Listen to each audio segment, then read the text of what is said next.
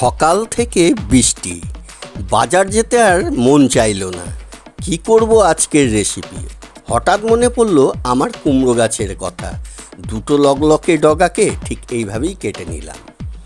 আর মশলা হিসাবে নিয়ে নিচ্ছি 1 চামচ পোস্ত, 1 চা চামচের সাদা সর্ষে, 1 চামচ কালো সর্ষে, আর হাফ ইঞ্চির মতো হলুদ। সমস্ত মশলাটাই আমি শিলে বেটে করব। আর 1 কাপ মুসুর ডাল পুরো ভিজিয়ে রেখেছিলাম, সব একসাথে বেটে নিলাম। কড়াইতে সামান্য তেল দিয়ে কয়েক কোয়া রসুন আর একটা বড় পেঁয়াজকে আমি হালকা করে ভেজে নিচ্ছি।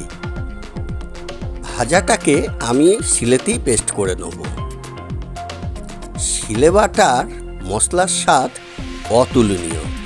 ঘরোয়া শাক, শিলে বাটা মশলা, তার মধ্যে ভাপা, অসাধারণ লাগবে। এবার একটি পাত্রে আমি কিছুটা তেল পেস্ট করে ব্রাশ করে নিলাম। তার মধ্যে শাক আর পেস্ট করা সমস্ত উপকরণগুলোকে দিয়ে ওপরে স্বাদমতো লবণ ভালো করে মেখে কয়েকটি কাঁচা লঙ্কা দিয়ে দেবো। ওপরে একটু কাঁচা সর্ষের তেল দিয়ে দিচ্ছি।